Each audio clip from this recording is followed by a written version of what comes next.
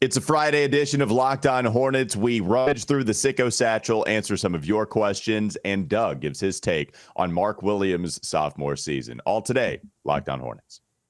You are Locked On Hornets, your daily Charlotte Hornets podcast. Part of the Locked On Podcast Network, your team every day. In a minute, cuz we live.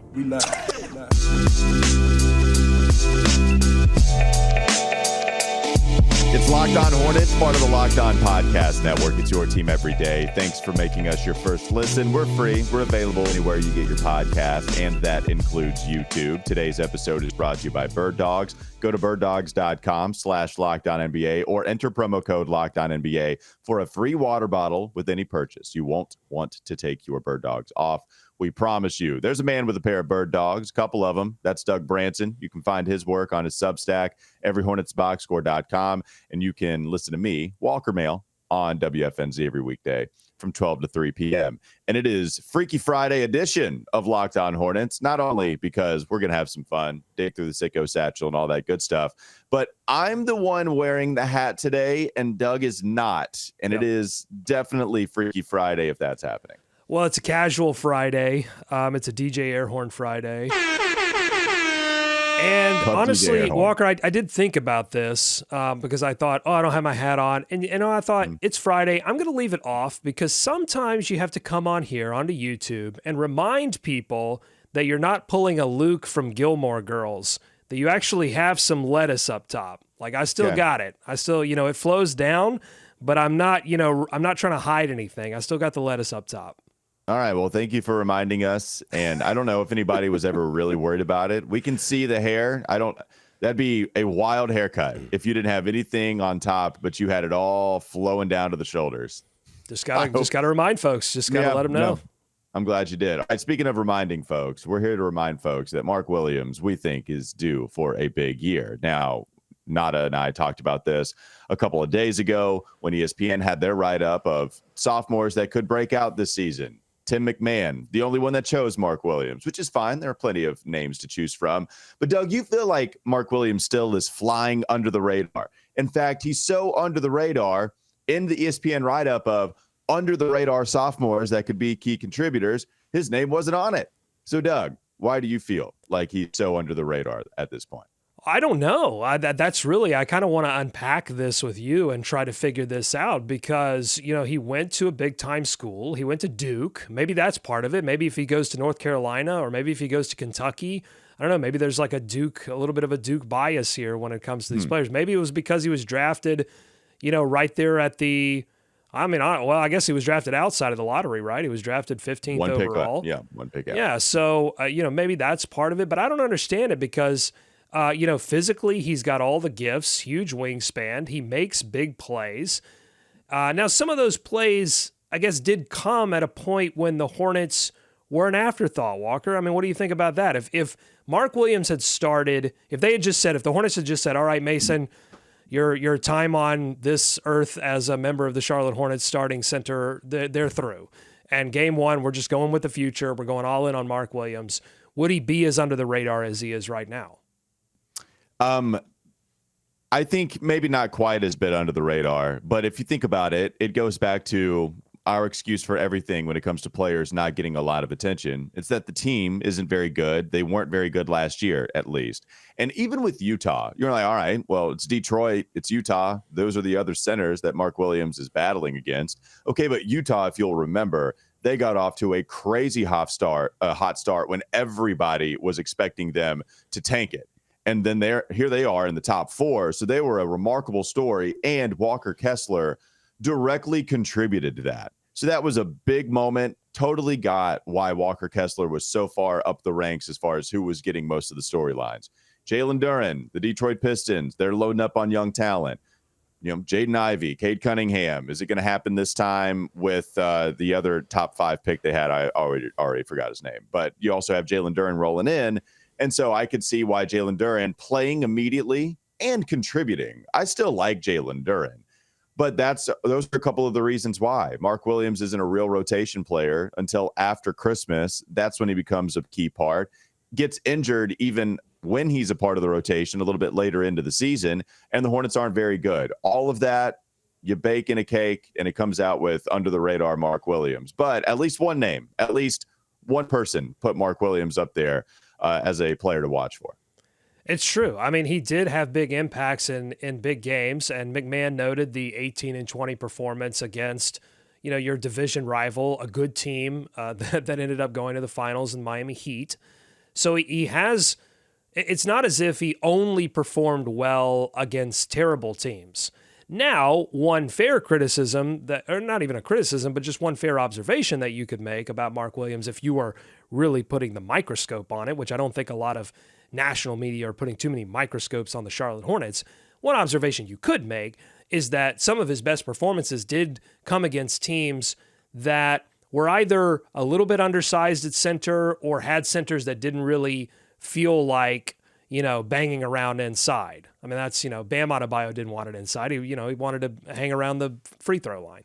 So that's when Mark shined. And so his challenge this season is going to be, as the every night starter, he's going to have to, perform against all kinds of center rotations.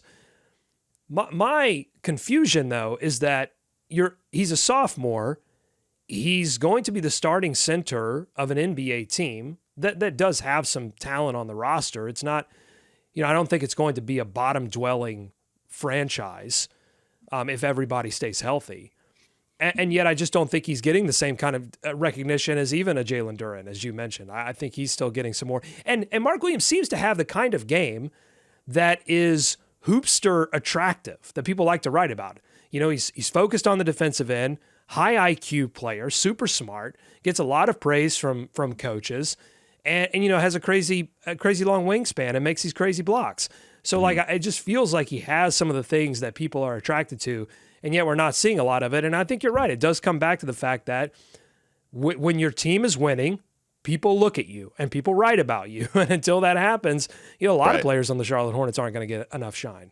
Well, the problem, too, is that Mark Williams, while being a hoopster basketball player, Walker Kessler is better at what the hoopster likes than Mark Williams right now, or at least he exhibited that on a larger volume. So Walker Kessler took that away, and especially with Mark not coming in until after Christmas. The other thing is Jalen Duren is not any hoopster guy that everybody loves. He's just fun to watch. I mean, he'll slam it home. He's a really fun passer. He does look like he's the chiseled guy, the physical freak. So Jalen Duren and Walker Kessler, those are a couple of other reasons. I figured it out.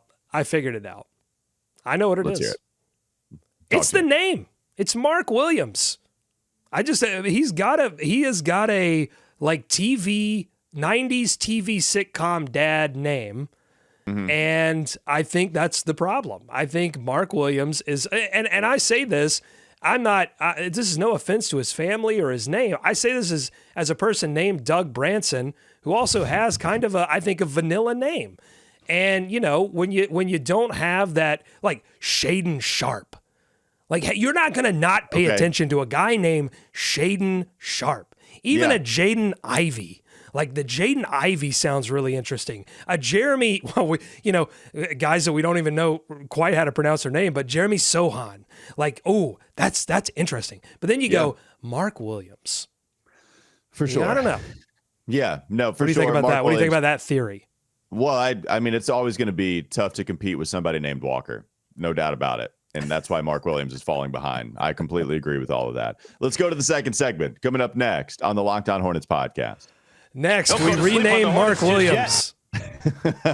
We go through the lightning round of the Sicko Satchel. Lots of questions. You guys have been writing them in the YouTube comment section. Maybe it's on Twitter. Maybe we haven't answered them in a long time, but we've been paying attention. We went back. We brought them here. So we will be answering those questions in just a moment. This episode is brought to you by Birddogs. Birddogs are pants and khaki shorts that make you look good because they're designed to fit slimmer through the thigh and the leg, giving you a truly sculpted look. Birddog shorts do the exact same thing as Lululemon, but they fit way better. They fit way better than regular shorts that are made of this stiff, restricting cotton, and Birddogs fixed this issue by inventing a cloud knit fabric that looks just like khaki but stretches, so you get a way slimmer fit without having to sacrifice movement. Birddogs uses anti-stink sweat wicking fabric that keeps you cool and dry all day long. And they're functional for really any occasion, whether you're going golfing, you're going on a date, you're going just on any evening out, going to the pool, working out, just lounging around. You can even wear them to work.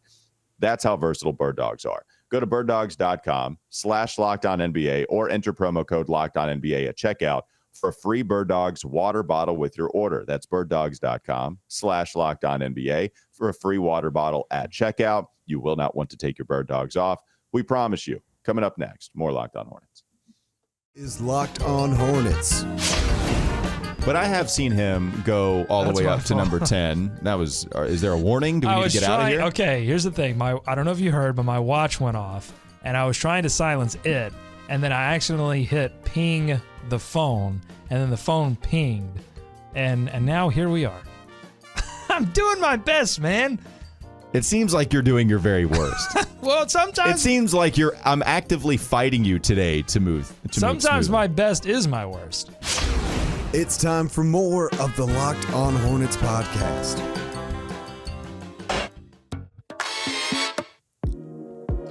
All right, Doug, you are the keeper of the Sicko Satchel, and it's been a while since we brought it in the right way because you worked really hard on how we could bring it in with the Sicko type of feeling that these writers, these commenters, these listeners want to feel when asking this question. So go ahead, Doug, bring us the Sicko Satchel.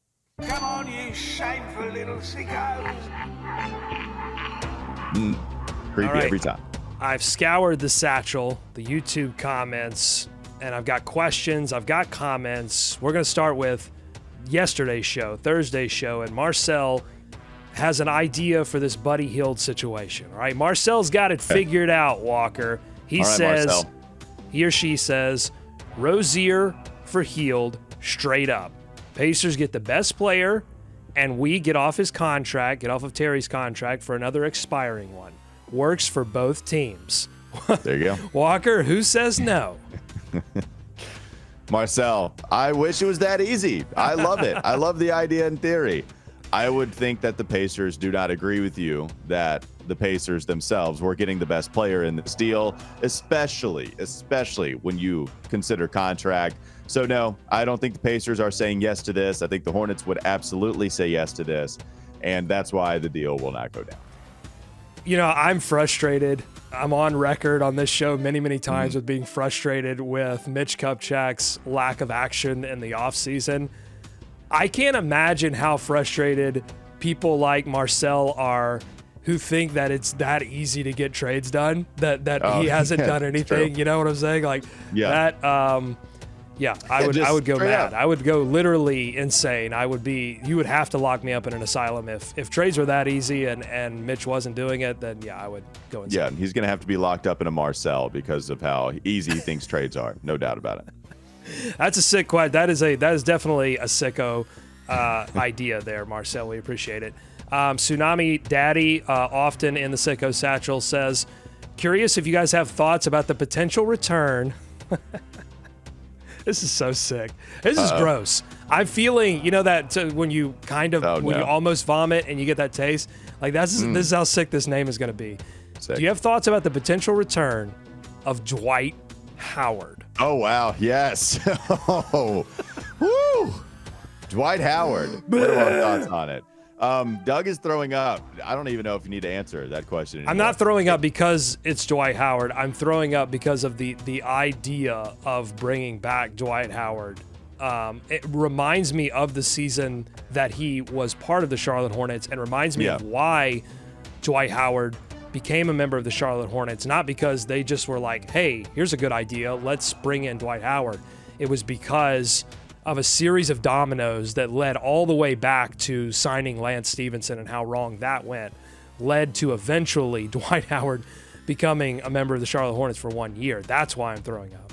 Well, and so that Dwight Howard season, we forget about it intentionally so, but that was his last volume type of season. So that was the last time where he was a featured part of an offense.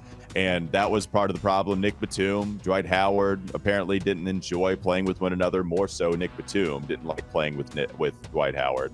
The idea was that Dwight could bring back his old self, playing for Steve Clifford and the team. While he had some moments, I mean, he did have some pretty crazy games. I believe he had a monster stat line and a Golden State win when he was here.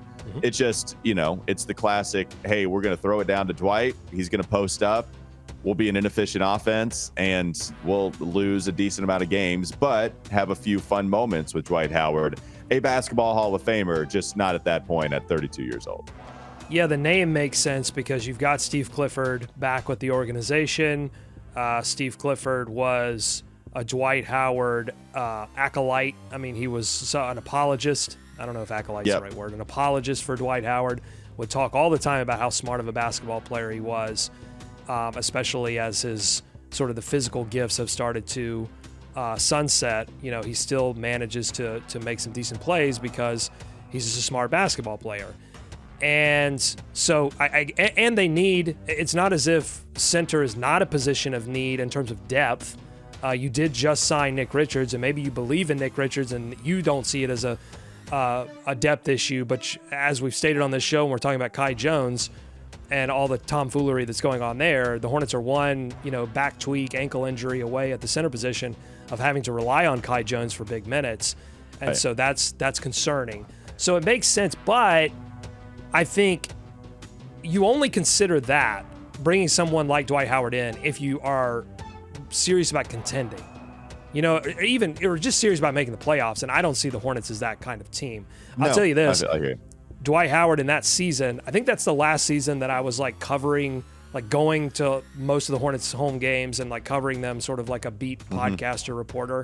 And I remember walking out one night, Dwight Howard didn't talk to the media. And I think he had a rough game. The Hornets lost. He didn't talk to the media, and I walked out and I saw him shooting free throws in the practice facility. I go, oh man, that's Dwight Howard, dedicated, trying to work his game out. After a loss, that's admirable. And then later I would go and research it, and he does this everywhere. He avoids the media and then goes and and uses practicing his free throws as an excuse. And I was like, oh Dwight, you got me again.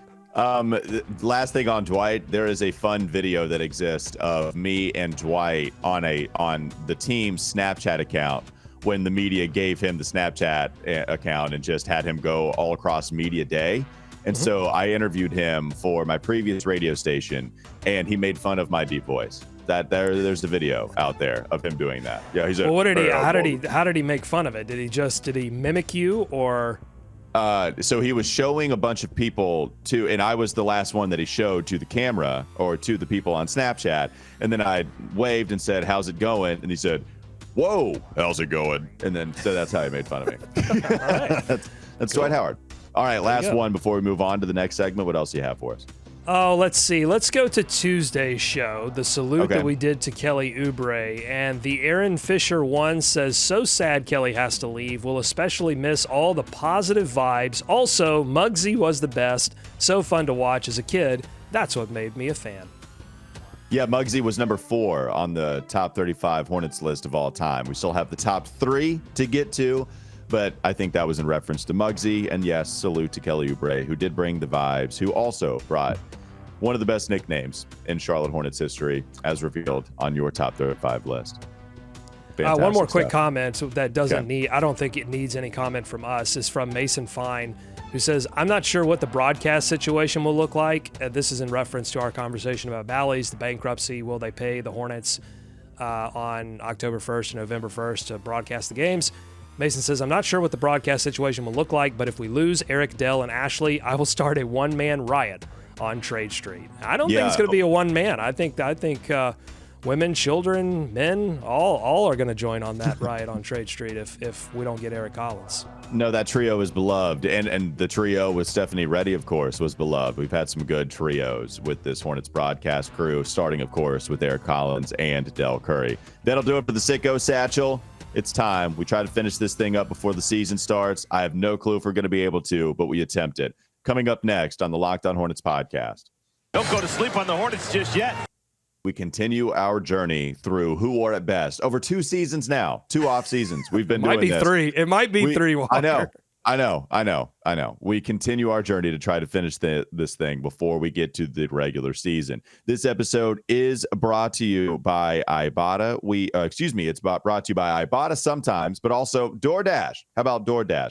If you're missing the syrup for your pancakes, or if you just ran out of your favorite coffee creamer, with DoorDash grocery delivery, you can get what you want right when you need it. Love the convenience of getting what you want right to your door. With DoorDash grocery delivery, you can stock up for the week, or you can order last minute cravings conveniently. We do this all the time. DoorDash, I'm telling you right now, we are your biggest customers by far in this household. If you've burnt your last piece of toast, if your avocado's gone bad, it doesn't really matter. There are plenty of things that you can go to DoorDash for, and they can deliver it right to your door. Get 50% off your first DoorDash order, up to $20 value, by the way, when you use code LOCKEDONNBA at checkout. Limited time offer. Terms apply. That's 50% off, up to $20, no minimum subtotal, and 0 delivery fees on your first order when you download the DoorDash app in the App Store and enter code LOCKEDONNBA. Don't forget, that's code LOCKEDONNBA for 50% off your first order with DoorDash. One more segment to go. Locked On Hornets.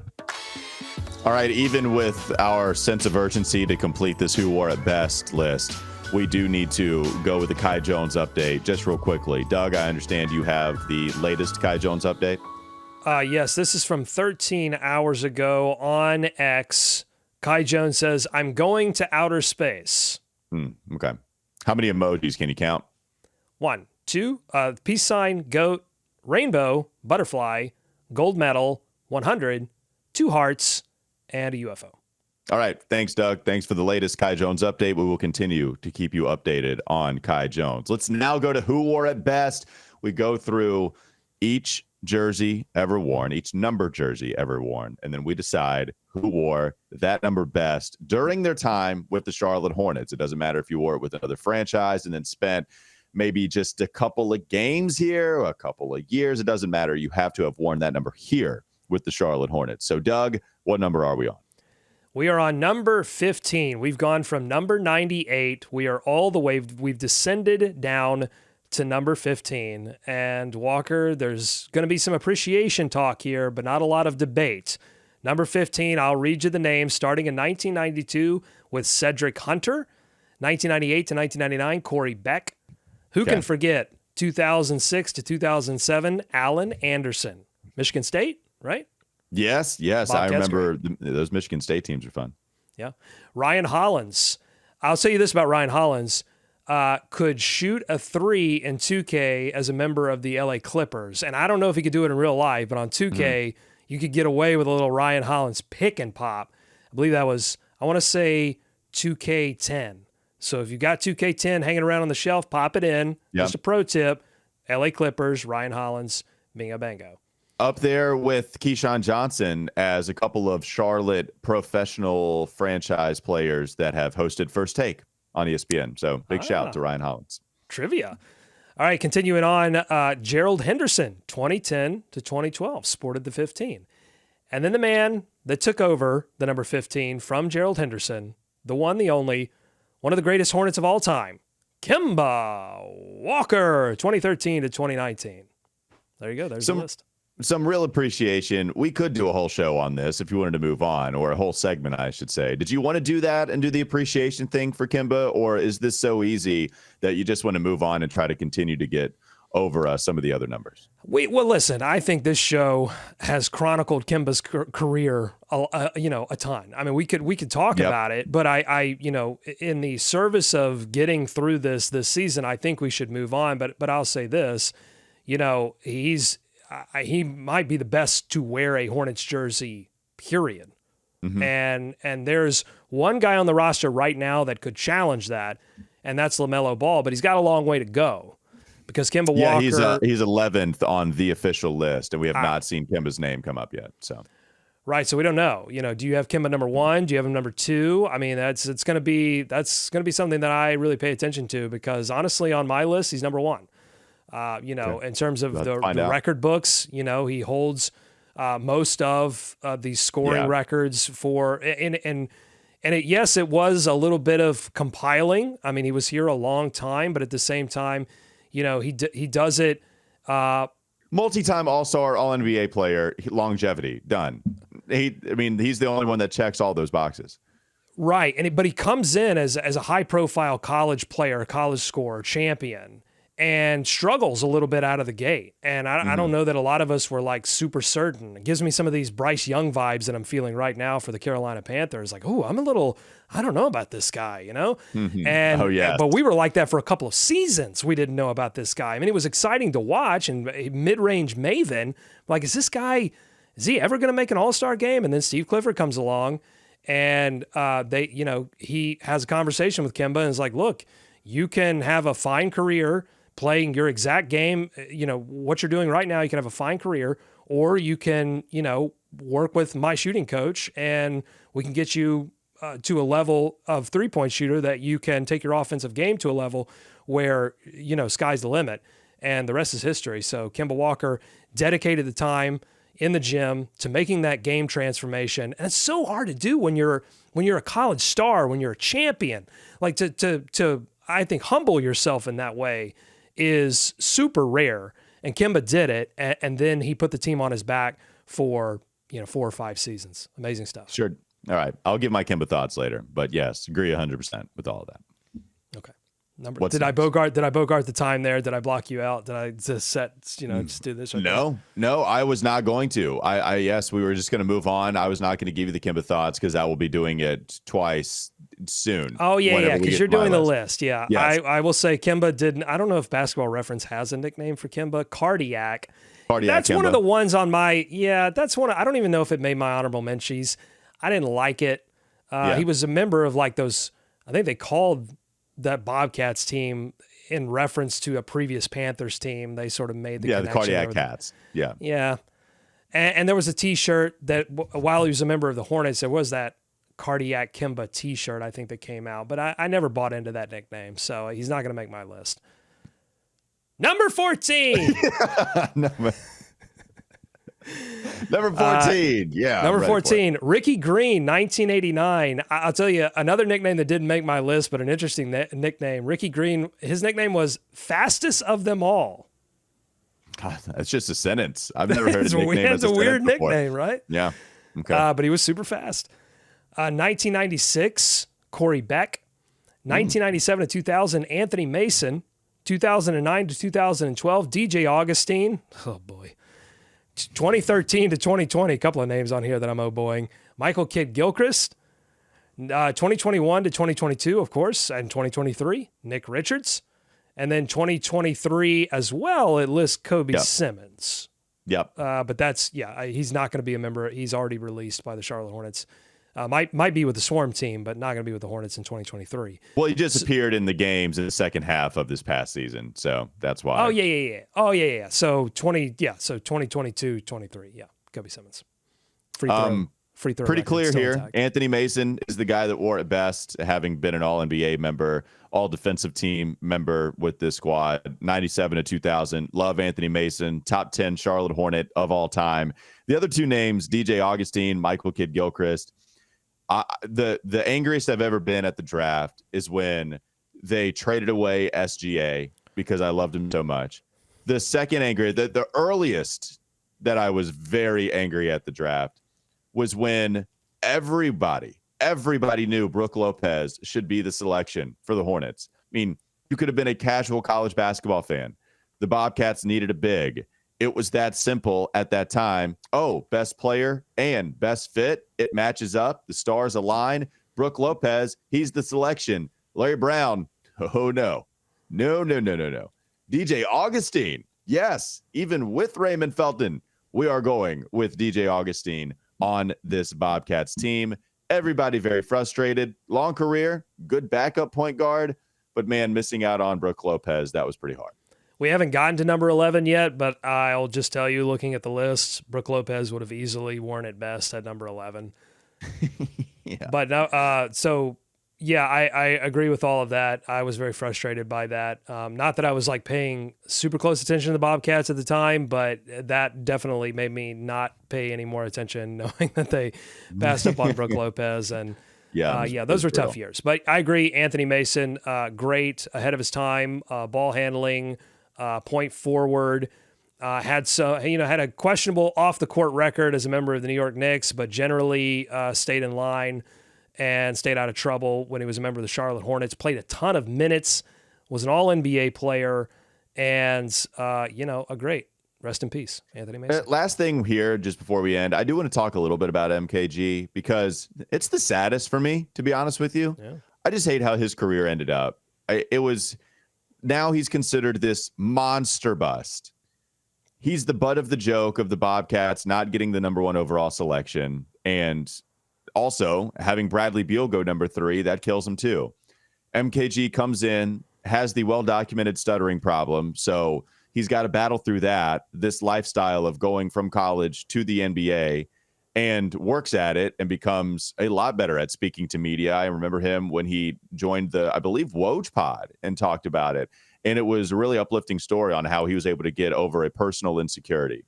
Okay, so then once he starts to figure out his jump shot, even the tiniest bit, he gets hurt after only playing 7 games. And he was pretty important in those 7 games. Defensively, really valuable. I thought even offensively was a good slasher. And then you start to see James Borrego, he comes in, and that's when it all immediately comes to a halt. We all know it was disappointing. Even if he got to a second contract, it was a little disappointing. But I'll never forget that media day when MKG said, no comment. What's your role going to be? No comment. Two questions asked. He knew what it was about to be, and he was not going to be on the team much longer. Stopped with the Dallas Mavericks, wouldn't play much there, and that was the end of his NBA career. But I feel bad about this one because clearly he didn't live up to a number 2 overall billing, but also to say he was a massive bust. There were times where people liked MKG, and there were times where people would talk about how important he was, but it never did work out, and I just feel sad about that one. So those are my feelings, Doug.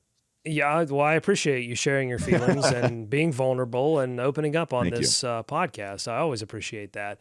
It is the curse of the 2013-14 Charlotte Bobcats. I think someone, I don't know who, I don't know if it was someone on the coaching staff, I don't know if it was Michael Jordan. I think Michael Jordan already sold his soul to become the greatest player of all time, but I think someone sold their soul in order for that team to finish with 43 wins, because that team had no business winning 43 games, and the way they did it with the back half run, just an incredible back half run. That team was underwater by more than 10 games in I don't know, I have to check it, but it was late January or February. It's crazy how underwater that team was until all of a sudden they weren't. Someone sold their soul to make the playoffs and lose in the first round in 4 games to the Miami Heat. But, all of these players on this roster, Al Jefferson, Michael Kidd-Gilchrist, Kemba Walker are obviously the major 3. All of them had, I would say, sour endings to their career, and certainly with the Hornets as well. I didn't love how Kemba left the Hornets. I thought it was necessary, but it was still sad. It was real ugly. Yeah. Yeah. And then, of course, you just chronicled MKG. Al Jefferson had the injuries that eventually sent him to the bench. He would come back and be a starter in a rotation move in that series against Miami in 2016 that they almost won, and then they didn't. So he couldn't even be the hero in that moment. And then you just go down the list: Biz, Chris Douglas-Roberts, Ben Gordon, Josh McRoberts, Gary Neal, Pargo. I think Pargo might be the lone exception. He aged gracefully. And then, I would say the one guy that might have a decent ending to his career, it's strange to say, is Cody Zeller. He got to go to a finals with the Miami Heat. Shouts to Cody. That is true. Yes. Breaking Cody the Zeller, curse. he had the happy I was going to say happy ending, but that wouldn't sound right, so I'm not going to go that route. And then Patrick Ewing, Patrick Ewing gets his dream head coaching job, and that flames out pretty That's true. miserably. Man, I'm telling you, 13-14 Bobcats, the curse, it's real. By the way, 2018, 2019, MKG's last full season with the Hornets. I remember making this point on Locked On Hornets. It was my first year, and people thought I was crazy, but I stand by it. How about a 34% three-point field goal percentage in 64 games? I remember, this is what you want from Ben Simmons, right? Take less than a 3 a game, but don't be so blatantly passing them up to the point where no one respects you at all. And then maybe you run into 34%. It's not good. But if we consider 36 average, it was good enough for MKG to just go ahead and let that thing fly. If they were so soft, if they were so back, then yeah, I just and I remember like everybody saying, oh God, don't let him shoot whatsoever. Yeah, we all know the meme of his elbow being like parallel with the floor. We all know that meme. But 34%, that's the Ben Simmons argument. Just shoot it every once in a while. Don't never shoot it. Well, I'll say this to connect it back to our opening segment.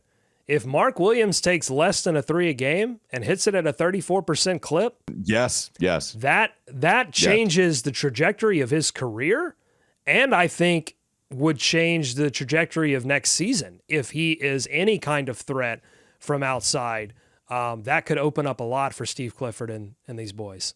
All right, that'll do it for Locked On Hornets. We got through a couple of who wore it best. We will continue on our trek to finish all of that next week, possibly as we get closer to the regular season. Thanks for making us your first listen. Make your second listen Game to Game NBA.